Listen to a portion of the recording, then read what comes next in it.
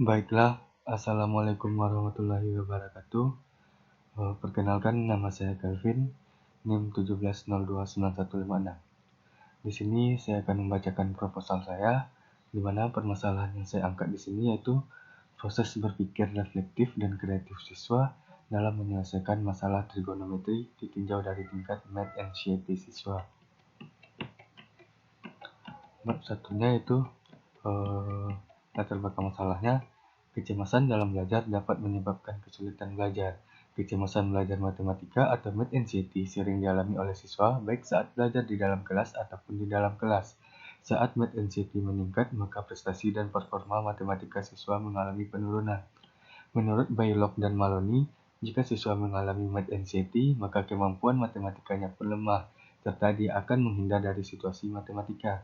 Menurut Friedman, math anxiety dapat dikelompokkan menjadi 4 kelompok, yaitu siswa memiliki math anxiety tinggi, memiliki math anxiety agak tinggi, memiliki math anxiety sedang atau rata-rata, dan memiliki math anxiety rendah. Siswa yang memiliki math anxiety berakibat terhadap kurangnya pemahaman konsep. Akibatnya, saat siswa dihadapkan pada permasalahan, ia cenderung mengalami kesulitan dalam menyelesaikannya. Math anxiety dapat terjadi pada saat siswa memiliki pikiran negatif terhadap pembelajaran matematika atau apapun yang berhubungan dengan matematika. Saat siswa mempunyai pikiran negatif, selanjutnya ia akan cenderung untuk menghindar dari situasi yang berhubungan dengan matematika. Saat matematika sudah tidak menarik bagi siswa, ia tidak akan terlalu banyak persiapan dan tidak akan banyak belajar tentang matematika. Akibatnya, performa atau capaian kinerjanya pun kurang. Terdapat hubungan antara kecemasan dan kemampuan siswa dalam menyelesaikan masalah matematika. Semakin besar tingkat kecemasan seseorang, maka kemampuan dalam menyelesaikan masalah akan semakin rendah. Hal yang sama juga berlaku sebaliknya. Semakin ringan tingkat kecemasan seseorang, kemampuannya dalam menyelesaikan masalah akan semakin tinggi. Pemecahan masalah merupakan kegiatan yang melibatkan siswa dalam berbagai tindakan kognitif, yaitu menghubungkan pengetahuan dan pengalaman sebelumnya untuk menghasilkan pengetahuan baru dalam menyelesaikan masalah. Hudojo menyebutkan suatu pertanyaan akan menjadi masalah jika tidak ada aturan atau hukum tertentu yang dapat dipergunakan untuk menyelesaikannya atau memperoleh jawaban. Masalah yang digunakan dalam penelitian ini terkait dengan materi trigonometri. Gore menyatakan bahwa trigonometri adalah salah satu mata pelajaran yang sulit untuk dipahami siswa. Menurut Tuna, trigonometri adalah konsep penting untuk memperbaiki dan meningkatkan kemampuan kognitif siswa dan berperan besar dalam kehidupan sehari-hari. Sedangkan Orhun, kreativitas dan pemahaman dari dasar trigonometri penting pada pembentukan notasi dan metode, sehingga perlu untuk menemukan trik yang mudah untuk mempelajarinya. Masalah trigonometri, siswa harus dapat memahami masalah-masalah yang diberikan, merubah pemahaman ke dalam bentuk model matematika, merencanakan penyelesaian, dan kemudian menjalankan rencana. Setelah didapat hasil, siswa perlu melihat kembali pekerjaan yang telah dilakukan. Tahapan-tahapan tersebut merupakan langkah-langkah penyelesaian masalah berdasarkan kuliah. Kemampuan berpikir kreatif seringkali dikaitkan dengan aktivitas pemecahan masalah. Misalnya, menurut Nakin, berpikir kreatif dipandang sebagai proses mensintesis berbagai konsep yang digunakan untuk memecahkan masalah. Pendapat lain dikemukakan oleh Krutetsky yang menyatakan bahwa berpikir kreatif sebagai kemampuan untuk menemukan solusi suatu masalah secara fleksibel. Pemecahan masalah secara umum dapat dipandang sebagai proses yang meminta siswa untuk menemukan kombinasi aturan-aturan yang telah diselesaikan terlebih dahulu yang digunakan untuk memecahkan masalah yang baru. Polya menjelaskan bahwa pemecahan masalah merupakan usaha untuk mencari jalan keluar dari suatu kesulitan untuk mencapai suatu tujuan yang tidak segera dapat dicapai. Pendapat lain dikemukakan oleh Krulik dan Rudnick yang mendefinisikan pemecahan masalah sebagai suatu cara yang dilakukan seseorang dengan menggunakan pengetahuan, keterampilan, dan pemahaman untuk memenuhi tuntutan dari situasi yang tidak rutin. Pentingnya kemampuan berpikir kreatif dalam aktivitas pemecahan masalah ditunjukkan oleh hasil penelitian yang dilakukan oleh Huang. Mereka menyimpulkan bahwa kemampuan elaborasi, yang merupakan salah satu komponen berpikir kreatif, merupakan faktor kunci yang menstimulasi siswa untuk mengkreasi pengetahuan mereka dalam aktivitas pemecahan masalah. Pendapat lain yang menjelaskan keterkaitan antara berpikir kreatif dan pemecahan masalah dikemukakan oleh Trivenger, yang menyatakan bahwa kemampuan berpikir kreatif diperlukan untuk memecahkan masalah, khususnya masalah kompleks. Hal ini sejalan dengan pendapat Wheeler yang menyatakan bahwa tanpa kemampuan berpikir kreatif, individu sulit mengembangkan kemampuan imajinatifnya, sehingga kurang mampu melihat berbagai alternatif solusi masalah. Hal ini menggambarkan bahwa keterampilan berpikir kreatif memungkinkan seseorang individu memandang suatu masalah dari berbagai perspektif, sehingga memungkinkannya untuk menemukan solusi kreatif dari masalah yang akan diselesaikan. Diperlukan proses berpikir yang optimal untuk dapat memecahkan suatu masalah. Sumanto mengungkapkan bahwa proses berpikir merupakan aktivitas psikis yang intensional dan terjadi apabila seseorang menjumpai masalah yang harus dipecahkan. Diperlukan proses berpikir tingkat tinggi agar setiap individu dapat menghubungkan pengalaman yang satu dengan yang lainnya, di antaranya melalui proses berpikir reflektif. Selanjutnya, Dewi dalam Hasim menyatakan bahwa individu yang mengamalkan pemikiran yang reflektif dapat menghadapi segala bentuk halangan pada pribadi atau profesional dan menjadi proaktif. Dapat diartikan bahwa peserta didik dapat merasakan dan mengidentifikasi masalah, membatasi dan merumuskan masalah, mengajukan beberapa kemungkinan alternatif solusi pemecahan masalah, mengembangkan ide untuk memecahkan masalah dengan cara mengumpulkan data yang dibutuhkan, melakukan tes untuk menguji solusi pemecahan masalah, dan menggunakannya sebagai bahan pertimbangan membuat kesimpulan. Gurul meneliti tentang keterampilan berpikir reflektif calon guru dalam proses belajar mengajar. Gurul menyatakan bahwa berpikir reflektif atau reflective thinking sangat penting bagi peserta didik dan pendidik. Berdasarkan penjelasan sebelumnya, penelitian ini bertujuan untuk mendeskripsikan bagaimana proses berpikir reflektif dan kreatif siswa dalam menyelesaikan masalah trigonometri ditinjau dari tingkat math anxiety siswa. Harapannya, paparan pada penelitian ini dapat dimanfaatkan untuk menyusun strategi dan memilih metode pembelajaran agar siswa yang mengalami math anxiety mampu memahami materi dengan baik. Salah satu indikator siswa paham materi dengan baik adalah mampu menyelesaikan masalah yang diberikan. Selanjutnya itu identifikasi masalah. Yang pertama itu ada perbedaan kemampuan proses berpikir siswa dalam memahami dan menyelesaikan soal matematika disebabkan banyak faktor yang mempengaruhinya. Salah satunya adalah math anxiety. Proses belajar siswa sangat dipengaruhi oleh guru. Masih banyak siswa yang masih menunggu informasi dari guru. Batasan masalahnya itu, masalah ini difokuskan pada proses berpikir reflektif dan kreatif siswa dalam menyelesaikan masalah trigonometri ditinjau dari tingkat math anxiety siswa. Rumusan masalahnya itu bagaimana proses berpikir reflektif dan kreatif siswa dalam menyelesaikan masalah trigonometri ditinjau dari tingkat math anxiety siswa. Tujuannya itu mendeskripsikan bagaimana proses berpikir reflektif dan kreatif siswa dalam menyelesaikan masalah trigonometri ditinjau dari tingkat math anxiety siswa. Manfaatnya bagi peneliti mengetahui proses berpikir reflektif dan kreatif siswa yang ditinjau dari tingkat math anxiety siswa dan mendapatkan pengalaman baru yang berharga. Bagi guru sebagai masukan dan tawaran alternatif untuk menyusun strategi dan memilih metode pembelajaran agar siswa yang mengalami math anxiety mampu memahami materi dengan baik. Bagi siswa dapat meningkatkan pemahaman siswa dalam pembelajaran di kelas. Bagi peneliti lain dapat digunakan sebagai contoh dan bahan pertimbangan apabila ingin mengadakan penelitian yang sama.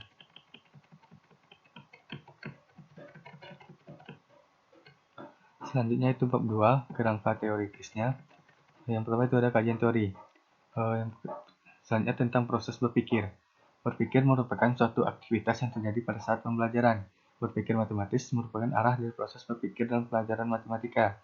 Menurut Razok dan Sute, bahwa berpikir dalam matematika merupakan tujuan penting dari pendidikan dan sebagai aspek penting dalam belajar matematika.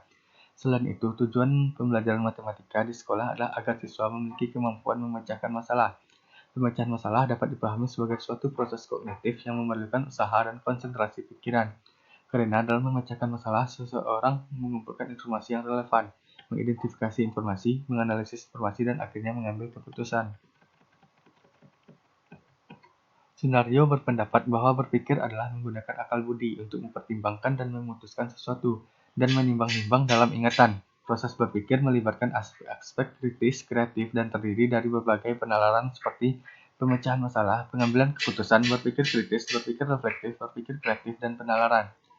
Proses berpikir secara matematis merupakan cara individu menyajikan, memahami, dan memikirkan fakta dan koneksi matematika. Menurut Cotton, setiap siswa dapat berpikir secara matematis. Pemikiran matematis dapat ditingkatkan dengan berpikir reflektif. Pemikiran matematis membangkitkan kontradiksi, ketegangan, dan kegembiraan. Proses berpikir merupakan suatu kegiatan mental atau proses yang terjadi di dalam pikiran siswa pada saat siswa dihadapkan pada suatu pengetahuan baru atau permasalahan yang sedang terjadi dan mencari jalan keluar dari permasalahan tersebut. Sementara, menurut Widodo, proses berpikir adalah aktivitas yang terjadi dalam otak manusia. Siswa yang terjadi dengan aktivitas berpikir dapat dilihat dari tingkah laku atau aktivitas yang dilakukannya. Fokus pada kemampuan berpikir sangat penting untuk mendukung proses kognitif aktif yang membuat siswa belajar lebih baik karena siswa diberi kesempatan untuk mengungkapkan proses berpikirnya, membuat proses berpikir siswa lebih eksplisit dan merefleksikannya strategi yang dilakukan. Selanjutnya itu berpikir reflektif. Salah satu indikator dalam kemampuan berpikir tingkat tinggi adalah berpikir reflektif. Krolik mengatakan bahwa berpikir tingkat tinggi meliputi kemampuan berpikir kritis, logis, reflektif, metakognisi, dan kreatif. Berpikir reflektif merupakan sesuatu yang dilakukan dengan aktif, gigih, dan penuh pertimbangan keyakinan, didukung oleh alasan yang jelas, dan dapat membuat kesimpulan untuk memutuskan sebuah solusi untuk masalah yang diberikan. Burrell mendefinisikan berpikir reflektif sebagai proses kegiatan terarah dan tepat di mana individu menganalisis, mengevaluasi, memotivasi, mendapatkan makna yang mendalam, menggunakan strategi pembelajaran yang tepat. Dengan demikian, berpikir reflektif merupakan proses menghubungkan pengetahuan yang telah dimiliki sebelumnya dengan pengetahuan baru yang sedang dipelajari dalam menganalisa masalah, mengevaluasi, menyimpulkan, dan menarik kesimpulan terbaik terhadap masalah yang diberikan. Menurut Taggart dan Wilson, berpikir reflektif merupakan proses membuat informasi dan membuat keputusan yang logis tentang pendidikan, kemudian menilai keputusan itu. Sedangkan menurut Lippmann, kemampuan berpikir reflektif merupakan kemampuan untuk berpikir dengan perhatian, asumsi, dan implikasinya, didasarkan pada alasan atau bukti untuk mendukung kesimpulan. Caesar menyatakan bahwa berpikir reflektif didefinisikan sebagai kesadaran tentang apa yang diketahui dan apa yang dibutuhkan. Hal ini sangat penting untuk menjembatani kesenjangan situasi belajar. Guru juga berpendapat bahwa proses berpikir reflektif itu penting bagi guru dan siswa dalam memecahkan masalah matematis. Dalam memecahkan masalah matematika, tentunya siswa melakukan proses berpikir dalam benaknya. Dengan demikian, guru wajib mengetahui proses berpikir siswa yang beragam sehingga guru dapat melacak letak dan jenis kesalahan yang dilakukan oleh siswa. Scone menjelaskan beberapa karakteristik dari berpikir reflektif, yaitu yang pertama, refleksi sebagai analisis retrospektif atau mengingat kembali, refleksi sebagai proses pemecahan masalah, refleksi kritis pada diri, refleksi pada keyakinan dan kebersihan diri. Siswa yang memiliki kemampuan berpikir reflektif cenderung menggunakan lebih banyak waktu untuk merespon dan merenungkan akurasi jawaban. Siswa dengan kemampuan berpikir reflektif sangat berhati-hati dalam memberikan respon, tetapi cenderung memberikan jawaban secara benar dan dapat melakukan tugas-tugas seperti mengingat informasi yang terstruktur, membaca dengan memahami dan menginterpretasikan teks, memecahkan masalah, dan membuat keputusan. Selain itu, siswa dengan kemampuan berpikir reflektif dapat menentukan sendiri tujuan belajar, konsentrasi pada informasi yang relevan, dan memiliki standar kerja yang tinggi. Berpikir reflektif juga dapat digambarkan sebagai proses berpikir yang merespon masalah dan menggunakan informasi yang berasal dari dalam diri. Dapat menjelaskan apa yang telah dilakukan, memperbaiki kesalahan yang ditemukan dalam memecahkan masalah, serta mengkomunikasikan ide dengan simbol bukan dengan gambar atau objek langsung. Kemampuan berpikir reflektif matematis menjadikan pembelajaran menjadi lebih bermakna. Karena dengan berpikir reflektif matematis, siswa tidak hanya mampu menyelesaikan masalah, akan tetapi siswa juga mampu mengungkapkan bagaimana proses yang berjalan di pikirannya dalam menyelesaikan permasalahan tersebut. Praktik berpikir reflektif berkaitan dengan konsekuensi dari gagasan dan kemungkinan tindakan fisik di kemudian hari dapat digunakan untuk memecahkan berbagai masalah pribadi dan profesional. Belajar matematika mengharuskan siswa untuk merefleksikan secara sadar pada dirinya untuk memiliki struktur dan prosedur mental. Berpikir reflektif melibatkan kesadaran kinerja yang mengarah pada pemahaman situasi, sehingga siswa yang aktif berpikir secara reflektif dapat membangun pengetahuan dan kemampuan berpikir dimensional yang membantu siswa dalam menilai pemikiran dan kognitif, serta siswa dapat memahami masalah kompleks. Berdasarkan uraian tersebut, dapat disimpulkan bahwa berpikir reflektif merupakan suatu jenis pemikiran yang melibatkan pemecahan masalah, perumusan kesimpulan, memperhitungkan hal-hal yang mungkin berkaitan dengan solusi sebuah masalah, dan membuat keputusan-keputusan yang efektif untuk konteks tertentu dari suatu permasalahan. Menurut Dewi, proses berpikir reflektif dilakukan siswa akan mengikuti langkah-langkah berikut.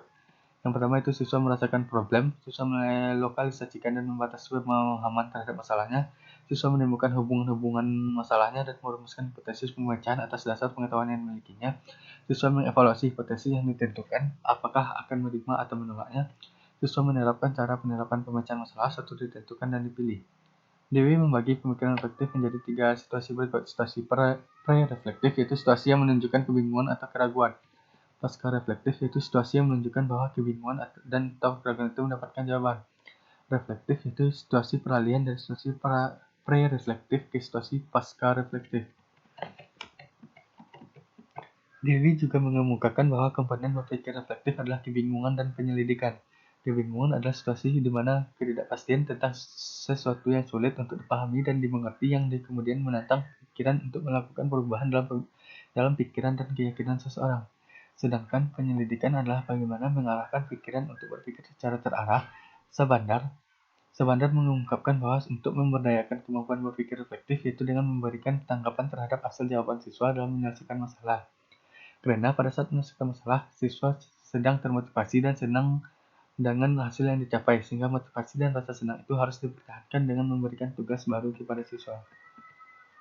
Tes berisi soal-soal uraian berdasarkan indikator yang telah ditentukan bertujuan untuk mengetahui kemampuan berpikir reflektif siswa. Jenis tes uraian digunakan untuk memperoleh gambaran lebih tentang kemampuan berpikir reflektif. Beberapa pendapat para ahli dan kesimpulan penelitian secara terperinci indikator kemampuan berpikir reflektif berdasarkan langkah-langkah kuliah disajikan dalam bentuk tabel berikut. Nah, teman-teman bisa melihat sendiri tabel indikator berpikir reflektif. Sini ada tahapan dan indikator yang diukurnya.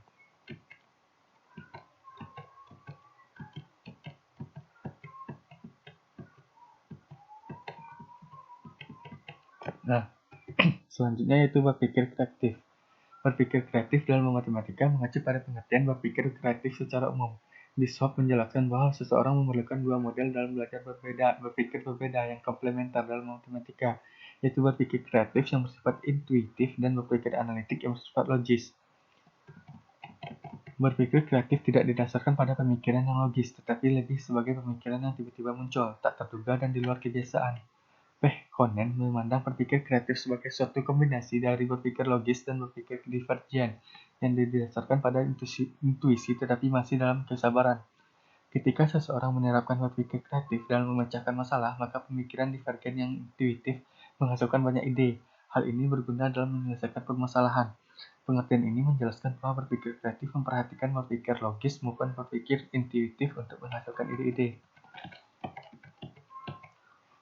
Krulik dan Rudnick menjelaskan bahwa berpikir kreatif merupakan pemikiran yang bersifat asli, reflektif, dan menghasilkan suatu produk yang kompleks. Berpikir kreatif dipandang sebagai suatu kesatuan atau kombinasi dari berpikir logis dan berpikir divergen untuk menghasilkan sesuatu yang baru. Sesuatu yang baru tersebut merupakan salah satu indikasi dari berpikir dalam matematika. Sehingga dapat disimpulkan bahwa berpikir kreatif dalam matematika merupakan pemikiran yang memadukan antara berpikir divergen dan berpikir logis untuk menghasilkan sesuatu yang baru sebagai solusi saat menghadapi persoalan atau permasalahan matematika.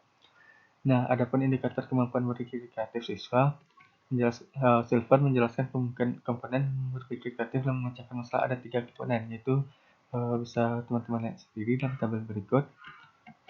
Sini ada pemecahan masalah dan komponen berpikir kreatifnya.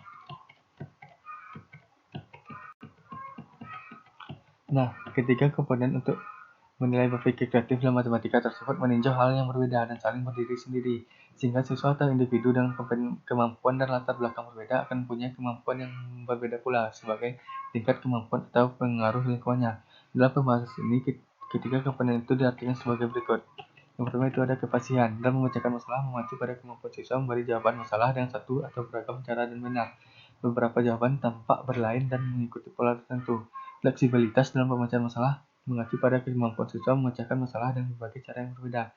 Kebaruan dalam pemecahan masalah mengacu pada kemampuan siswa menjawab masalah dengan beberapa jawaban yang berbeda, tetapi bernilai benar atau satu jawaban yang tidak bisa dilakukan oleh individu pada tingkat pengetahuannya. Beberapa jawaban dikatakan berbeda bila jawaban itu tampak berlain dan tidak mengikuti pola tertentu. Selanjutnya itu pemecahan masalah. Di dalam pembelajaran matematika akan sering dijumpai banyak soal yang menuntut kita untuk bisa menyelesaikan atau memecahkannya. Akan tetapi tidak semua soal dalam matematika yang diberikan kepada siswa dianggap sebagai suatu masalah. Masalah bagi seseorang belum tentu merupakan suatu masalah bagi orang lain. Ketika seseorang menghadapi suatu masalah, maka bagi orang lain bisa jadi bukan merupakan suatu masalah. Kemudian dapat menyelesaikan masalah tersebut dengan belajar dan dari pengalaman yang telah lalu. Herman Hodoyo menyatakan bahwa sesuatu disebut masalah bagi peserta didik jika yang pertama itu pertanyaan yang dihadapi kepada siswa peserta didik harus dapat dimengerti oleh peserta didik tersebut. Namun pertanyaan itu harus merupakan tantangan baginya untuk menjawab. Yang kedua, pertanyaan tersebut tidak dapat dijawab dengan prosedur rutin yang telah diketahui peserta didik. Nah, menurut Fong dan Roland, masalah matematika yang baik bagi siswa sekolah hendaknya memenuhi kriteria. Yang pertama itu, masalah hendaknya memerlukan lebih dari satu langkah dalam menyelesaikannya. Masalah hendaknya dapat diselesaikan dengan lebih dari satu cara atau metode. Masalah hendaknya menggunakan bahasa yang jelas dan tidak menimbulkan salah tafsir. Masalah hendaknya menarik atau menantang serta relevan dengan kehidupan siswa, dan masalah hendaknya mengandung nilai atau konsep matematik yang nyata sehingga masalah tersebut dapat meningkatkan pemahaman dan memperluas pengetahuan matematika siswa. Nah, Polya menyatakan problem solving is a skill that can be taught and learned. Pemecahan masalah merupakan keterampilan yang bisa diajarkan dan dipelajari. Nah, Polya mengembangkan 4 langkah pemecahan masalah. Yang pertama itu memahami masalah. Yang kedua itu ada menyusun rencana pemecahan masalah. Yang ketiga yaitu melaksanakan rencana pemecahan masalah. Dan yang terakhir yaitu memeriksa kembali hasil pemecahan. Selanjutnya itu tinjauan materi trigonometri. Nah, trigonometri adalah bagian dari ilmu matematika yang mempelajari tentang hubungan antara sisi dan sudut satu segitiga serta fungsi dasar yang muncul dari relasi tersebut. Trigonometri merupakan nilai perbandingan yang didefinisikan pada koordinat kartesius atau segitiga siku-siku. Bagi para siswa, trigonometri identik dengan fungsi trigonometri, yaitu sinus, kosinus, tangen, sekan, kosekan, dan kotangen, yang kesemuanya merupakan cara untuk menentukan suatu sisi sebuah segitiga atau sudut yang dibentuk dari dua buah sisi dalam sebuah segitiga. Dalam penelitian ini, peneliti membatasi materi perbandingan trigonometri pada segitiga siku-siku. Bisa teman-teman lihat di sini. Di sini merupakan segitiga siku-siku dengan segitiga siku-siku ABC dengan sisi A, B, dan C. Nah, sin A itu depan per samping, yaitu BC per BA, cos A itu samping per miring, CA per BA, tan A itu depan per samping, BC per CA. Nah, ini merupakan contoh soalnya. Teman-teman lihat di sini. Dan ini ada juga penyelesaiannya.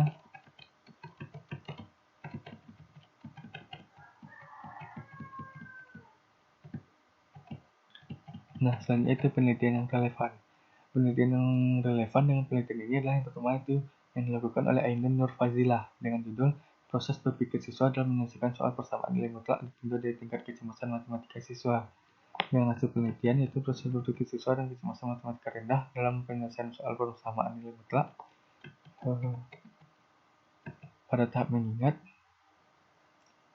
Di sini dia membagi dari beberapa tahapan, yaitu pada tahap mengingat, tahap membuat argumen, dan tahap membuat kesimpulan. Selain itu ada proses berpikir siswa dan kecemasan matematika sedang dalam menyelesaikan soal persamaan nilai mutlak.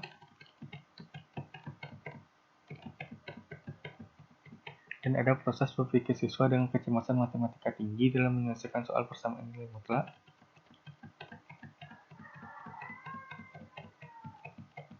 Nah, penelitian yang relevan selanjutnya itu oleh Milda, Retna, dan kawan-kawannya dengan judul Proses Berpikir Siswa dalam Menyelesaikan Soal Cerita ditinjau berdasarkan kemampuan matematika. Dengan hasil penelitian yaitu proses berpikir siswa berkemampuan tinggi adalah konseptual, jenis proses berpikir siswa berkemampuan sedang tidak dapat disimpulkan, dan jenis berpikir siswa berkemampuan rendah juga tidak dapat disimpulkan. Yang selanjutnya itu yang dilakukan oleh Elda Hefanti Arievia dengan judul Proses Berpikir Siswa dalam Menyelesaikan Permasalahan pada Materi Trigonometri. Dengan hasil penelitian itu proses berpikir berikut ini: specializing, generalizing, conjecturing, dan convincing. Terdapat pada setiap tahapan penyelesaian masalah, namun tidak semua tahapan muncul atau terjadi secara serempak pada setiap tahap penyelesaian masalah.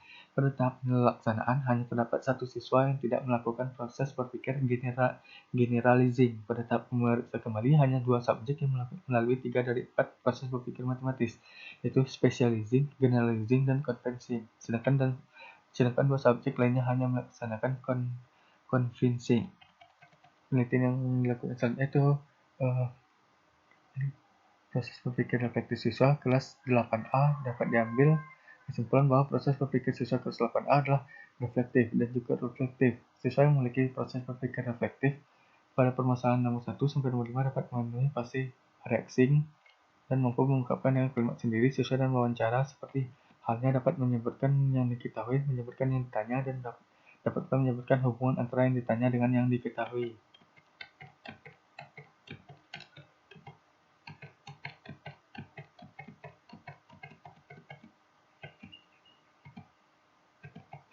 Nah, selanjutnya itu kerangka berpikir. Memecahkan suatu masalah merupakan satu aktivitas dasar bagi manusia. Sebagian besar kehidupan manusia berhadapan dengan masalah-masalah yang perlu dicari penyelesaiannya. Bila gagal dalam menyelesaikan suatu masalah, maka akan mencoba menyelesaikannya dengan cara yang lain, yaitu memecahkan masalah. Dalam pembelajaran matematika, pemecahan masalah merupakan kompetensi yang sangat penting bagi siswa. Pemecahan masalah melibatkan proses berpikir siswa. Siswa memerlukan berbagai aturan yang digunakan untuk memecahkan masalah, seperti yang dicantumkan oleh pelia yang telah dijelaskan sebelumnya. Nah, setiap individu memiliki tingkat kecemasan masing-masing. Ada siswa yang mengalami kecemasan rendah, sedang, agak tinggi, dan tinggi. Perbedaan ini tidak bisa dihindari dalam dunia pendidikan, sehingga seseorang guru mengalami kesulitan mengetahui proses berpikir siswa. Padahal proses berpikir siswa dalam pemecahan masalah merupakan hal yang penting diketahui guru. Peningkatan kemampuan siswa dalam pemecahan masalah tidak lepas dari kemampuan guru dalam mengorganisasikan pembelajaran di dalam kelas. Dengan adanya kecemasan matematika yang dialami siswa, guru harus memahami satu dengan yang lainnya komponen pendidikan agar dapat mencapai tujuan pendidikan. Guru harus mengetahui proses berpikir setiap siswa. Proses berpikir yang dilakukan siswa akan digunakan sebagai pertimbangan guru untuk menentukan model pembelajaran. Nah, berikut ini merupakan bagian atau alur dari penelitian yang akan dilaksanakan. Teman-teman lihat di sini, ini merupakan alur yang akan dilaksanakan nantinya. Yang pertama itu melakukan tes penggolongan tingkat math NCT siswa. Setelah itu menganalisis hasil tes penggolongan tingkat math NCT siswa. Selanjutnya itu memberikan tes tertulis pemecahan masalah matematika pilihan dan memperhatikan indikator proses berpikir efektif dan kreatif. Nah, selanjutnya itu memilih subjek penelitian, mana kriterianya itu di sini peneliti semua mengambil siswa yang memiliki math NCT tinggi dan siswa yang memiliki math NCT rendah. Nah, selanjutnya itu memperoleh subjek penelitian. Nah, selanjutnya itu analisis data menggunakan reduksi, pemaparan, dan verifikasi. Selanjutnya mendeskripsikan proses berpikir reflektif dan kreatif dalam memecahkan masalah berdasarkan hasil tes dan wawancara. Dan yang terakhir itu penarikan kesimpulan. Selanjutnya bab 3 itu metodologi penelitian, jenis penelitian dan pendekatan. Metode penelitian menggunakan penelitian ini adalah penelitian kualitatif, sedangkan pendekatan dalam penelitian ini itu studi kasus. Dan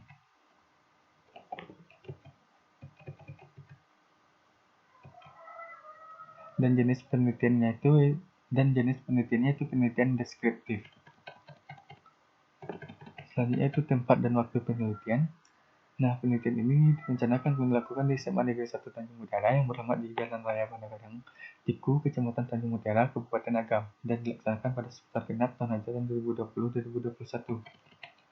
Subjek penelitiannya itu subjek penelitian ini adalah siswa kelas 10 SMA Negeri 1 Tanjung Mutiara pada semester genap tahun pelajaran 2020-2021. Pemilihan subjek menggunakan teknik purposive sampling dari seluruh siswa kelas 10 SMA Negeri 1 Tanjung Mutiara. Nah, seluruh siswa kelas 10 akan mengikuti tes tingkat math NCT dan tes kemampuan pemecahan masalah matematika pria. Sehingga dari kedua tes tersebut, peneliti mendapatkan kriteria data tingkat math NCT siswa dan data kemampuan pemecahan masalah. Dari data yang diperoleh, maka peneliti memilih 8 siswa yang mempunyai kemampuan pemecahan masalah matematika pria yang baik, dan siswa tersebut mempunyai tingkat math NCT rendah dan math NCT tinggi yang akan diteliti lebih mendalam. Objek penelitiannya itu berupa proses berpikir efektif dan kreatif siswa dalam menyelesaikan masalah trigonometri ditinjau dari tingkat math NCT siswa di kelas 10 SMA Negeri 1 Tanjung Mutiara. Sumber data yang diperoleh dalam penelitian ini berasal dari siswa kelas 10 SMA Negeri 1 Tanjung Mutiara dan guru mata pelajaran matematika pada semester genap tahun pelajaran 2020-2021. Sumber tersebut dijadikan sebagai sumber langsung dari penelitian. Teknik pengumpulan datanya itu pertama itu ada observasi. Nah, peneliti akan melakukan observasi tak terstruktur, karena peneliti tidak menentukan informasi-informasi yang diperoleh dalam observasi. Observasi tak terstruktur tidak diperlukan instrumen yang baku, namun yang diperlukan adalah rambu-rambu dalam pengamatan. Observasi akan menghasilkan informasi tentang kondisi pembelajaran kelas 10 SMA Negeri 1 Tanjung Mutiara. Dokumentasi. Nah, dokumentasi di sini bisa berupa daftar siswa kelas 10, profil sekolah, surat penting penelitian, dan foto-foto penelitian. Dokumen tersebut akan dijadikan pelengkap data. Yaitu ada tes tertulis. Di sini menggunakan kuesioner tes NCT yang terdiri dari 10 pertanyaan, yang mana nanti akan dikelompok menjadi 4 kelompok, dan nanti hanya dipilih menjadi dua kategori saja, yaitu Mad NCT rendah dan Mad NCT tinggi. Nah, selanjutnya itu akan diberikan soal-soal instrumen soal pemecahan masalah yang mencakup indikator-indikator proses berpikir reflektif, kreatif, dan pemecahan masalah kuliah. Soal cerita yang disajikan berkaitan dengan materi trigonometri yang terdiri dari 5 soal. Selanjutnya itu wawancara. Jenis wawancara yang dilakukan peneliti itu wawancara tak terstruktur, yaitu wawancara yang bebas, di mana peneliti tidak menggunakan pedoman wawancara yang sudah tersusun secara sistematis dan lengkap untuk pengumpulan datanya. Selanjutnya itu uji keabsahan data. Menurut Shigono, dalam pengujian keabsahan data, penelitian kualitatif temuan atau data dapat dinyatakan valid apabila tidak ada perbedaan antara yang dilaporkan peneliti dengan apa yang sesungguhnya terjadi pada objek yang diteliti. Uji keabsahan data dalam penelitian kualitatif menggunakan beberapa uji, salah satunya yaitu uji kredibilitas derajat kepercayaan. Peneliti menggunakan teknik kekuatan pengamatan dengan maksud menemukan ciri-ciri relevan dengan permasalahan yang sedang dicari. Kemudian peneliti memusatkan diri pada hal itu secara rinci. Menurut Shigono, dengan cara tersebut maka kepastian data dan urutan peristiwa akan dapat direkam secara pasti dan sistematis. Pengamatan dilakukan peneliti untuk mengamati hasil jawaban subjek penelitian dalam memecahkan masalah matematika menggunakan langkah-langkah pemecahan masalah kuliah. Pengamatan dilakukan secara teliti dan cermat secara terus-menerus selama proses penelitian berlangsung. Pengamatan juga diikuti dengan pelaksanaan wawancara sehingga data yang diperoleh sesuai. Yaitu teknik analisis data.